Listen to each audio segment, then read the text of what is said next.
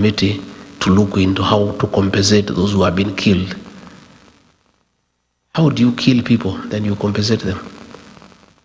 What he should do before he can talk of compensation is first stop the killing and recite his order of shooting the leg and recite the order of Kipchumba Murkomen of shoot to kill before he can even talk about compensation. Fine, it is in order to compensate families that have lost their children. But it is immoral to kill children and then compensate their parents. Why don't you let them live? Let them live. You don't have to compensate them. If they are leaving you, there is no need for compensation.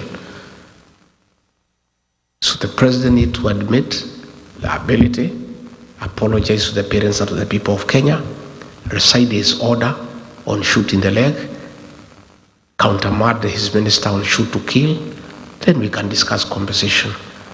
But you cannot pretend you are compensating people who have lost their children and you have not yet recited the order that you gave for them to be shot. It's double speak and it's not genuine. Again, back home, he has messed the healthcare system. When he came into office, there was the NHIF, which was struggling but working. And you people know, because you take care of people back home. At least NHIF was working but struggling. So what we needed were reforms in the NHIF Act to make it more compliant, to make it more efficient, and to make it serve the people of Kenya. Instead, he scrapped it and brought something called SHIF. NHIF needed 800 million Kenya shillings to reform.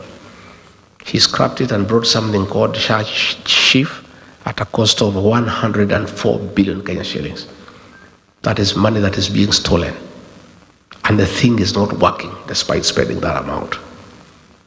As we speak, yesterday, the private hospitals said that all government employees will have to pay cash in advance because SHA is not working. You people know because you are here. And I know you support many families back home. You know SHA is not working. And I know you are making interventions to help your relatives back home. The education system, again, most of you are beneficiaries of the Kibaki Free Primary Education. Most of you are beneficiaries of the Higher Education Loans Board that saw you through university. Those are things that are working but have been messed up. The health program has been discarded and they have come up with something that is not working, has made university education beyond the reach of ordinary Kenyans. And many of our students are at home. Again, money meant for free primary education has been diverted and is the one that is being used for these useless empowerment programs by Mr. Soprano. This money you see in bags, in sacks every weekend is money that was meant for free primary education. A great legacy by President Mwai Kibaki has now been destroyed. Business, there is no money in circulation. If you go to Nyamakema, if you go to Taveta Road, if you go to River Road, before getting a shop there, you needed to pay goodwill about 20 million Kenya shillings. Today, all the shops have been closed. If you want a shop, nobody asks you for goodwill. The owner of the shop will tell, take it up, pay me rent or whatever you can afford. There's no money in circulation. Business people who have done business with the government have not been paid. Pending bills in excess of Kenya shillings 900 billion have not been paid. William Ruto would prefer to do new projects so that he can negotiate commissions with the new suppliers and new contractors. So that is the situation back home. When I was in office, I had a very good program on fighting illicit brews and alcoholism and drug abuse. And I was dealing with the policy level of stopping illicit brews being available in the market. And we had succeeded in getting our young people back home to start families and to be productive. And Pastor Dorcas would deal with the ones who are already addicted by having rehabilitation programs. All that was sabotaged. The illicit brews are back. Our young people are in the trenches and in the drainage, drinking and destroying their lives. There's nobody to deal with the ones who are addicted, to assist our children who are suffering from drug abuse. So in a nutshell, we have that challenge, but the Kenyan people have realized their mistakes. We were deceived and duped in electing a man who came with the Bible and said he is born again. They trusted him. He said he'll put money in their pocket. Instead of putting money in the pocket, he removed the little that was there. Nothing works. The country is almost grinding to a halt. They are saying that I'm here in America talking ill of my country. I'm not talking ill of my country. I'm just talking the truth. And I'm not saying Kenya is bad. Kenya is a beautiful country with good people, but we have poor leadership. We are here talking about poor leadership. We are not castigating Kenya as a country. That is our country. And we are only talking because we love our country. We are saying the problem of Kenya is not Kenya. It's not Kenyans. It's not the air. It is poor leadership, and that is what we need to fix. So the Kenyan people have made an informed decision that the constitution allows the president to go up to 2 terms. The first term, 5 years, which is a contract, is a social contract with the people of Kenya, subject to renewal on performance or termination on non-performance, period. And the people are saying that 1 term is enough. We are not going to renew the contract, we are going to terminate it. And that is why they are saying it's 1 term. I have seen his people crying all over, oh no, Kibaki did 2 terms, Uhuru did 2 terms, even as we must do 2 terms. There is no way the constitution says there is a must. It is subject to renewal or termination on performance or non-performance. William Ruto has failed to perform. He has messed the country, he has messed the economy, he has killed children, he has messed our relations with the neighboring countries, and the people of Kenya are saying, in view of the fact that you have failed to live up to our expectations, you have messed our country, we have a right as the people of Kenya, in accordance with the constitution, to terminate the contract we had.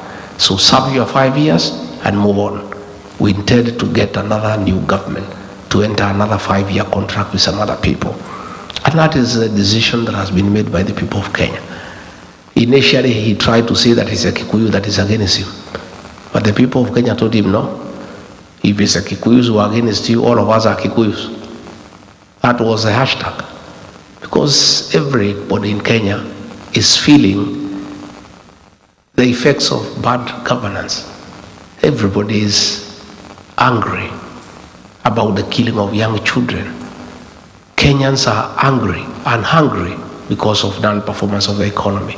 So that is a decision the people of Kenya have made, and I'm part of that group of leadership that is seeking to be elected as president under our party, the DCP, and I'm working alongside other leaders, Kalonzo Musyoka, Martha Karua, Fred Matiang'i, Eugene Wamalwa, George Natebea, and all of us are offering ourselves to lead the people of Kenya, and we are working together.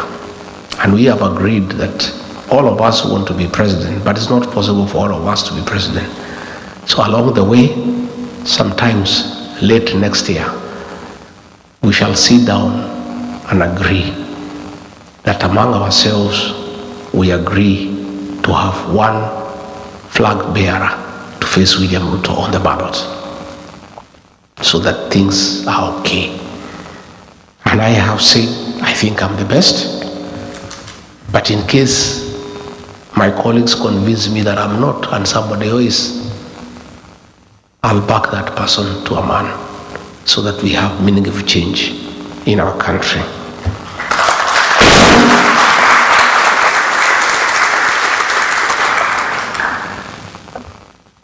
I have come looking for you people, first and foremost, to appraise you on what is going on home and to ask you to help us.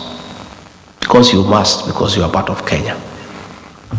I know you are as disturbed as we are about the killing of children.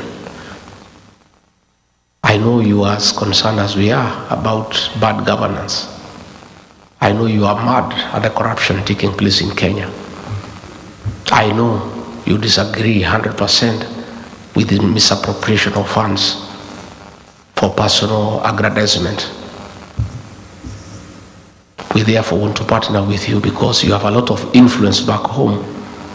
And I want to appeal to you to talk to people back at home and ask them to register as voters and join us in electing a new government that will respect the will of the people, that will create good governance structures, and that will bring prosperity to the people of Kenya. Mtatusaidia nyumbani? Again, I want to seek partnership with you because you are important. It's true, Walubengo, that pastor was saying that you guys are useless, nobody needs to talk to you. Those are Ruto psychophants. He has a big choir called Praise and Worship. People who just praise and worship him. They thank him because there is sunshine. They thank him because there is moonlight. They thank him for the air we breathe, although he has nothing to do with it. It's a psychophants. And they have been ignored by the people of Kenya. Don't even think about them. Nobody listen to what they are saying. You people are critical.